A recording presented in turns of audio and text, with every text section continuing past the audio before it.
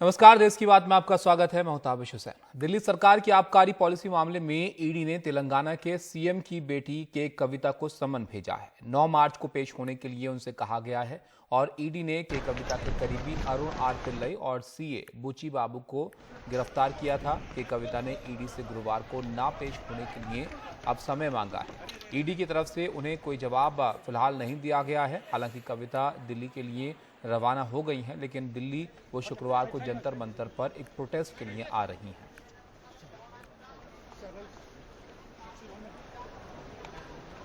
उधर आम आदमी पार्टी ने केंद्र सरकार पर आरोप लगाया है कि मनीष सिसोदिया को एक षड्यंत्र के तहत तिहाड़ जेल की जेल नंबर 1 में रखा गया है, जहां देश के सबसे खतरनाक और हिंसक अपराधी बंद हैं। आम आदमी पार्टी प्रवक्ता सौरभ भारद्वाज ने कहा कि जेल नंबर 1 में ऐसे अपराधी हैं जो किसी की भी हत्या कर सकते हैं।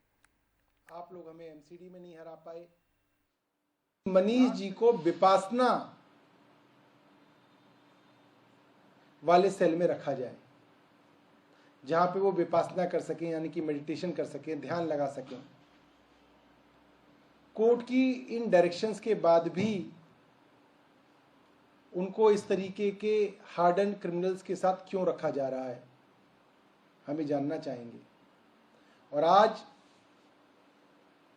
हमारे बीच में मनीष सिसोदिया जी, सत्येंद्र जैन जी होली के दिन नहीं है, ये कमी तो है ही। इसके साथ आज ये चिंता भी है कि क्या केंद्र सरकार अब राजनीतिक हत्याएं भी करवाएगी। दिल्ली सरकार के minister in waiting Saurabh Bharadwaj, जो अभी उन्होंने प्रेस कॉन्फ्रेंस करके एक आरोप लगाया भारतीय जनता पार्टी के ऊपर कि मनीष सिसोदिया की हम भारतीय जनता पार्टी हत्या कराना चाहती है जेल के अंदर, ये किस तरह का आरोप है? ये आपकी मानसिकता दिखाता है कि आप किस तरह की सोच रखते हैं। हमारे डिफरेंस ओपिनियन हो सकते हैं, लेकिन इस तरह की बातें सोचना तो आप लोग भी सोच सकते हो, हम नहीं सोच सकते। सबको मालूम है कि तिहाड़ जेल जो है वो दिल्ली सरकार के तहत आता है, और हम सबने देखा कि किस प्रकार से अभी रिजाइन हुए मंत्री सत्येंद्र जैन जिस प्रकार से रिजॉर्ट की तरह वहां मजे ले रहे हैं, सबने देखा तिहाड़ जेल के अंदर मजे ले रहे हैं। तो मुझे लगता है कि आपको सोचना चाहिए कि इस तरह का आरोप लगाने से पहले कि तिहाड़ जेल के अंदर, तिहाड़ जेल तो आपके पास है। दूसरी बात आपने करी कि हम एक कॉन्स्पिरेसी के तहत हमने अंदर रखा है। हमने अंदर नहीं रखा, कोर्ट ने अंदर रखा है, कोर्ट ने ऑर्डर किया है।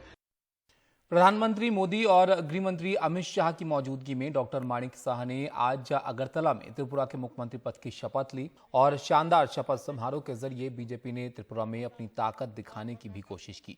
बीजेपी सत्ता में लौट आई है, लेकिन अपनी ताकत बढ़ाने का कोई तरीका भी वो नहीं छोड़ रही है। उसने आज त्रिपुरा मोथा पार्टी के साथ गठजोड़ के लिए बातचीत भी की। हाल के चुनावों में त्रिपुरा मोथा दूसरे नंबर की पार्टी बनकर यहां पर उभरी है और सूत्र बता रहे हैं कि आदिवासियों के मुद्दे पर संवैधानिक हल की मांग पर गृह मंत्रालय जल्द ही त्रिपुरा मोथा से औपचारिक बातचीत शुरू करेगा। शांतना चाकमा कैबिनेट मंत्री हिसाबे ताहा कैबिनेट मंत्री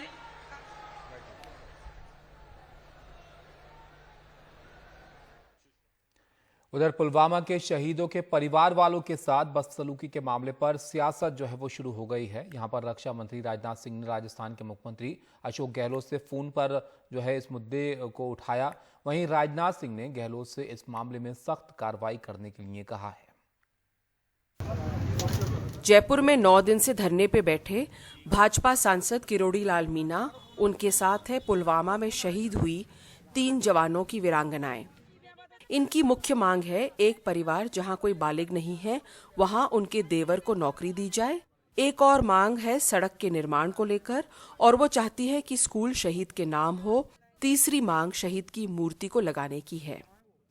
हम आए थे मान सम्मान मांगने, हमको मिला अपमान, तो ऐसे अधिकारियों को निलंबित करो, सस्पेंड करो। और अधिकतर मांगों के लिए सरकार तैयार हो ही गई है कि इनके 250 मीटर की सड़क, बाउंड्री, देवर को नौकरी उसको, और अपने सुंदरावली वाली को उसके देवर की नौकरी, और उसके कॉलेज का नामकरण, इसके चौराहे पे मूर्ति, और इसकी 2 किलोमीटर की सड़क। यही ज़्यादातर मांगे। क्यों भाई, और कोई रह गई क्या? स्कूल की मन्नत जो करा लेंगे 5 साल है तो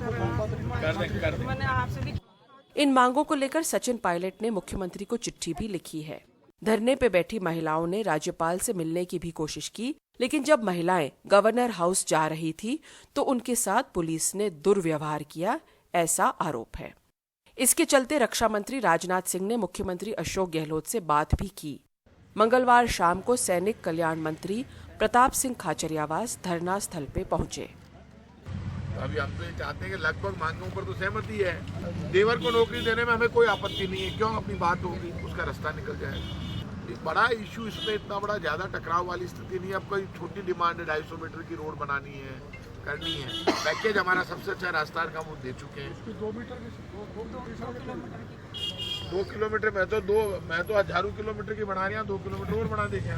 हमारी सरकार कहीं भी शहीदों के लिए कड़ा रुख नहीं अपनाएगी, बिल्कुल नरम रुख अपनाएगी। तो इनकी मांगों को पूरा करने का प्रयास करेंगे। लेकिन मुख्यमंत्री अशोक गहलोत ने इनकी मांगों को लेकर ट्वीट के जरिए कुछ सवाल किए हैं। उन्होंने पूछा है कि अगर वीरांगनाएं देवर को नौकरी देना चाहती हैं तो शहीद के बच्चे जब बालक होंगे तो उनका क्या होगा? उनका हक मारना उचित है क्या? मुख्यमंत्री ने किरोड़ी लाल मीणा पे राजनीतिक रोटियां सेकने का भी आरोप लगाया है। उन्होंने ये भी बताया कि एक जगह जहां वीरांगना शहीद की मूर्ति लगाने की बात कर रही है तो वहां पहले से शहीद की 2 मूर्तियां लग चुकी है, और क्योंकि अब सहमति नहीं बनती दिख रही है, डॉक्टर किरोड़ी लाल मीणा ने अपना धरना जारी रखा है। जयपुर से हर्षा कुमारी सिंह, एनडीटीवी इंडिया। दिल्ली और आसपास के इलाकों में इन दिनों H3N2 इन्फ्लुएंजा, जिसे हांगकांग फ्लू भी कहते हैं, इसका प्रकोप जो है वो बढ़ रहा है। ये बेहद संक्रामक बताया जा रहा है और उत्तर भारत में पिछले कुछ महीनों में अस्पताल में सबसे ज्यादा भर्ती होने वाले मरीज इसी फ्लू से पीड़ित हैं। बच्चों से लेकर बुजुर्ग तक बुखार, बदन में दर्द, सांस लेने में दिक्कत से लेकर गला खराब होने की शिकायतें लेकर इमरजेंसी वार्ड में दाखिल होने के लिए आ रहे हैं। इस आक्रामक और देर तक चलने वाले वायरस के साथ साथ भारत भर में कोविड के मामलों में भी अचानक तेजी आई है। स्वास्थ्य मंत्रालय के आंकड़ों के हिसाब से देश में एक दिन के कोरोना मामलों में 260 ताज़ा मामलों का इजाफा हुआ है, जबकि मौजूदा मामले बढ़कर 3000 हो गए हैं।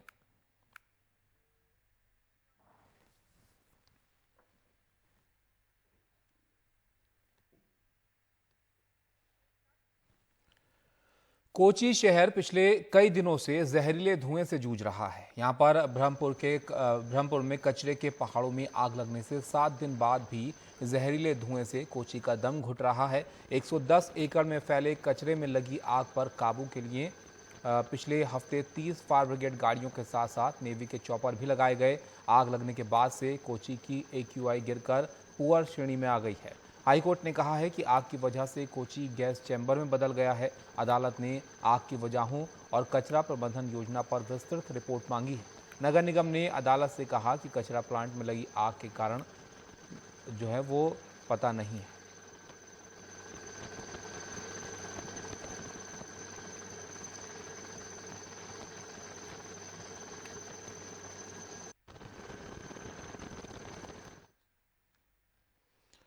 आगे बढ़ते हैं और आपको बताएं एक हादसे के बारे में। बिहार के गया जिले में गुलरवेद इलाके में सेना के अभ्यास के दौरान यह हादसा हुआ। यहां पर तोप के गोले की चपेट में आकर 3 लोगों की मौत हो गई है, जिनमें एक महिला भी है।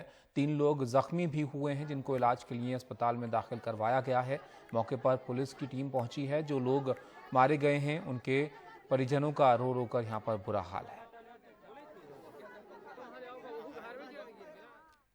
आंगन का दी आंगन हल्का मनी साबे कोनी बैठा हम बुआ पूरी मने बेदम करे था बस रोड से आइलो बस हरास मारी के पूरा करके तो पदम पूरा खाती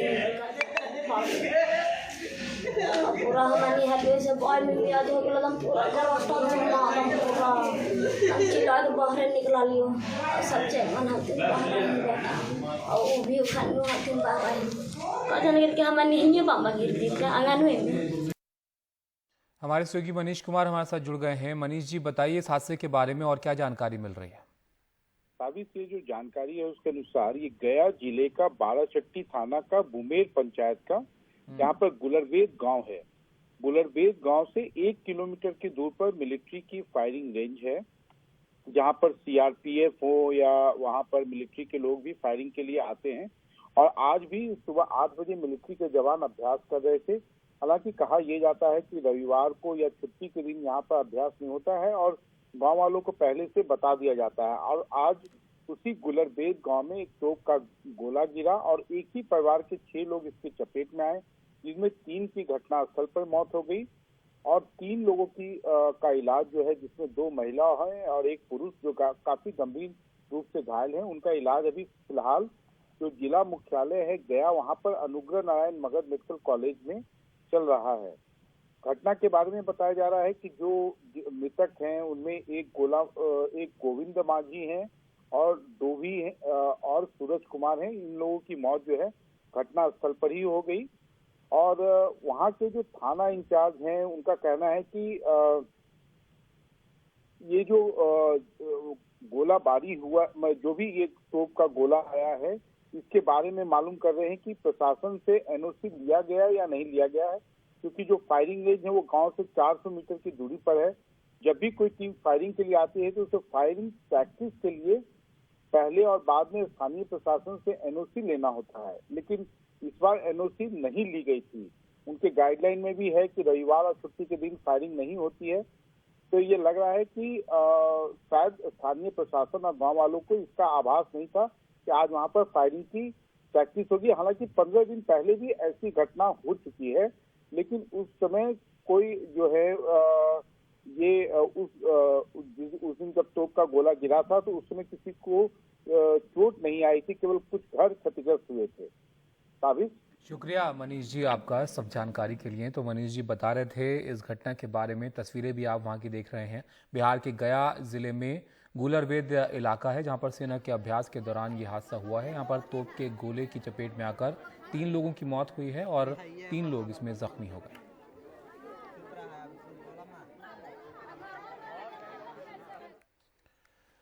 मध्य प्रदेश के रतलाम में रविवार को हुई नेशनल बॉडी बिल्डिंग चैंपियनशिप पर राज्य में सत्ता और विपक्ष में तलवार जो है वो तन गई है। कई हिंदूवादी संगठन भी इसे धर्म संस्कृति पर हमला बता रहे हैं। कांग्रेस ने रतलाम में प्रदर्शन किया तो उसमें बीजेपी नेता और पूर्व गृह मंत्री हिम्मत कोठारी भी शामिल हुए।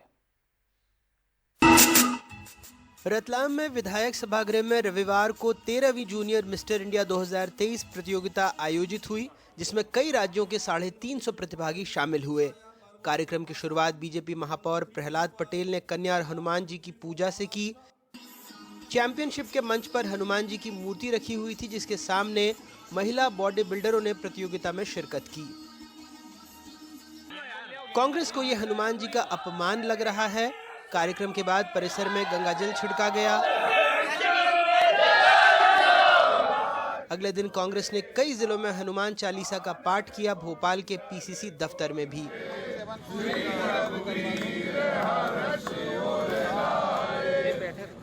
भारतीय जनता पार्टी के विधायक चैतन्य कश्यप जी के संयोजकत्व में रतलाम में अश्लीलता परोसी गई है और विडंबना इस बात की है कि जिस कथित राम भक्ति के आधार पर भारतीय जनता पार्टी ने अपनी आर्थिक सामाजिक समृद्धता हासिल की है, उन्हीं राम के परम भक्त हनुमान की मौजूदगी में एक सुनियोजित प्रयास था अभद्रता और अश्लीलता परोसने का, जो अक्षम्य अपराध है, भारतीय जनता पार्टी ने किया है।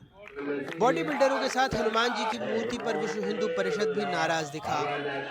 जिस प्रतियोगिता के मंच पर हनुमान विराजित थे, वहां महिलाओं द्वारा अपने शरीर का ऐसा प्रदर्शन ये उचित नहीं है। ये सीधे सीधे हिंदू भावनाओं को ठेस पहुंचाने वाला है। हनुमान जी महाराज भगवान अपने आप में ब्रह्मचर्य व्रत का पालन करने वाले हैं और यह प्रदर्शन सीधा सीधा हिंदू भावनाओं को, आस्था को इससे ठेस पहुंची है। आयोजकों से विश्व हिंदू परिषद ये कहना चाहता है कि इस प्रकार के आयोजनों को विश्व हिंदू परिषद स्वीकार नहीं करता है। आयोजन बीजेपी नेताओं ने किया, अब पार्टी सफाई दे रही है, कह रही है कांग्रेस की सोच महिला विरोधी है। कांग्रेसी लोग कभी भी महिलाओं को कुश्ती करते नहीं देख सकते, महिलाओं को वो जिम्नास्टिक करते नहीं देख सकते, महिलाओं को स्विमिंग करते, क्योंकि उसमें फिर क्या उनके अंदर का शैतान जागृत होता है। तो उनको कोई भी महिला जो खेल के मैदान पे देखिए कितनी गंदी नजर से देखते हैं, शर्म नहीं आती उनको। इसी नजर से स्विमिंग पूल में देखते हैं जब वो बिटियाएं उतरती है, हमारी बहनें उतरती है हमारी। बहुत ही बेशर्म किस्म की व्याख्या और बयान है। बॉडी बिल्डिंग को बॉडी बिल्डिंग की नजर से, स्वास्थ्य और स्पोर्ट्स की दृष्टि से देखा जाना चाहिए, और जो उसको कपड़ों से आंकते हैं, मुझे तो उनकी सोच पर तरस आता है। निंदनीय और घृणित सोच है कांग्रेस की। वैसे आयोजकों ने अपनी सफाई में कहा है कि कार्यक्रम का आयोजन all India body building federation का था, उन्होंने सिर्फ आयोजन में मदद की थी। महिला दिवस के मौके पर किसी भी दल के नेता को सुनिए, उन्हें सुनकर ऐसा लगेगा आधी आबादी को बस पूरा हक मिलने वाला है, इनकी सोच ऐसी है। लेकिन कोई मुद्दा सियासी मिल जाए तो फिर इन्हीं नेताओं को सुनिए, उन्हें सुनकर ऐसा लगेगा अरे इनकी सोच ऐसी है। रतलाम से अपने सहयोगी साजिद और भोपाल से कैमरा पर्सन रिजवान खान के साथ अनुराग द्वारी, NDTV इंडिया।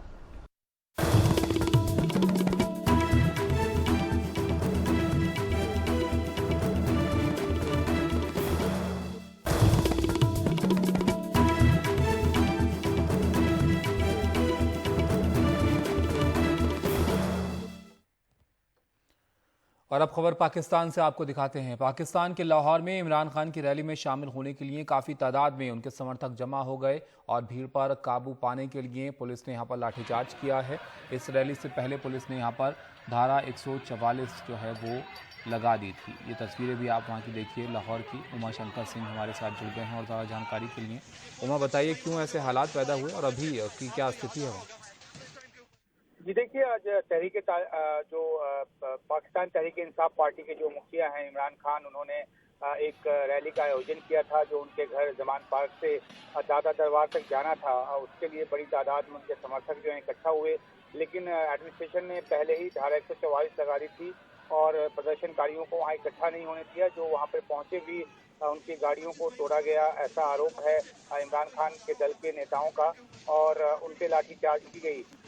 ये वहाँ पे जो भी कार्यकर्ता जुटे थे उनको तितर-बितर कर दिया गया और इस मार्च को उस तरह से नहीं होने दिया गया जैसा कि इमरान खान चाहते थे। उन्होंने खुद ट्वीट करके इस बात की जानकारी दी है कि उनके कार्यकर्ताओं को खींचा गया पुलिस की तरफ से। एक अहम बात यह है कि क्योंकि पाकिस्तान में जो पाकिस्तान इलेक्ट्रॉनिक मीडिया अथॉरिटी है पैमरा, उसने एक बैन लगा रखा है इमरान खान।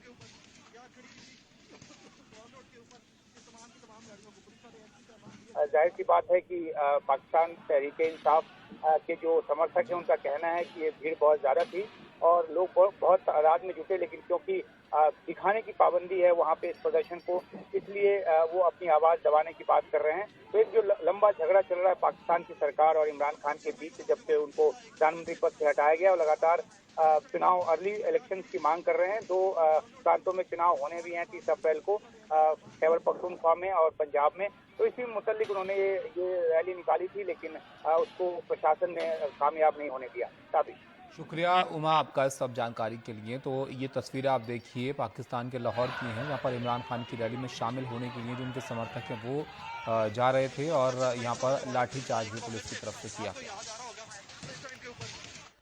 आगे बढ़ते हैं और दिल्ली से खबर आपको दिखाते हैं। दिल्ली के भजनपुरा इलाके में एक इमारत जमींदोज हो गई है और हादसा दोपहर 3 बजे के आसपास यहां पर हुआ है। इमारत कमज़ोर थी या किसी और वजह से ये गिर गई, फिलहाल इसकी जानकारी नहीं मिल पाई है, लेकिन इस इमारत के गिरने की तस्वीरें जो हैं वो सामने आई हैं। ये आप देखिए किस तरह से ये जो इमारत है ये जमींदोज हुई है।